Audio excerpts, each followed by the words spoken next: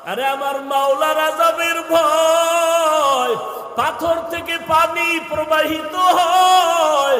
ও মানুষ, এত নিষ্ঠুর কেন হইছো? তোমার চোখে কেন পানি আসবে না রে বাবা?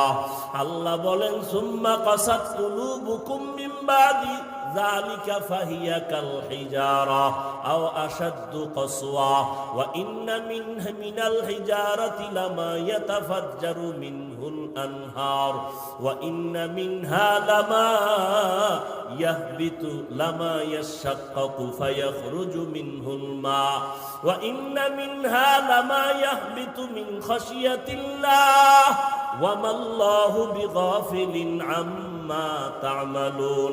আল্লাহ তাআলা বলেন কোরআনের আয়াত, ও মানুষ, তোমাদের কলব এত শক্ত কেন? পাথরের থেকেও কি তোমাদের কলব শক্ত হয়ে গেল?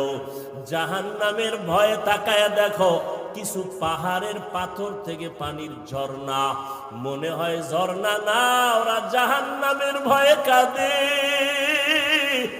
আবার কিছু কিছু পাথর থেকে টপকে টপকে পানি পড়ে, জাহান্নামের আযাবের ভয়। কারণ আল্লাহ কোরআনের অন্য জায়গায় বলেন, ওয়াকুদুহান নাসু ওয়াল হিজারা, জাহান্নামের ইন্ধন হবে মানুষ আর পাথর। পাথর যদি আল্লাহর ভয়ে কান্না করে, পাথর যদি এক জায়গা থেকে আল্লাহর ভয়ে লাফাইতে থাকে, ও মানুষ, তোমার কি জাহান্নামের ভয় নাই? আমার মায়ার নবী কত দামি নবী, সাহাবায়ে কেরামরা কত দামি। এলেমের অভাব নাই, আমলের অভাব নাই, তাকওয়ার অভাব নাই। জান্নাতের টিকিট পাইয়া আবু বকরের মতো বান্দা জীবনভর কান্নায় কাটায় দিলেন।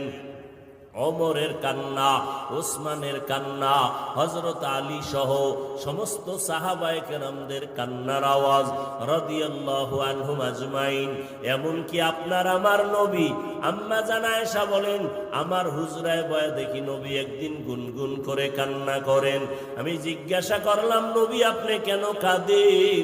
আমি আয়েশা কোনো বেয়াদবি করেছি? বলে না। কাঁদেন কেন? মায়ার নবী কান্না করে বলে, আয়েশা, হাসরের ময়দানের ভয়ঙ্কর হালাত আমার মনে পড়ে গেছে, এই জন্য কান্না করি। আমার উম্মতের কি উপায় হবে? দুনিয়াতে সূর্যের গরম সহ্য করতে পারো না রে বাবা, কিয়ামতের ময়দানে সূর্য মাথার উপরে চলে আসবে। সূর্যের গরমে মাথার মগজগুলো টাস টাস করিয়া ফাটিয়া যাবে। ওই জাহান্নাম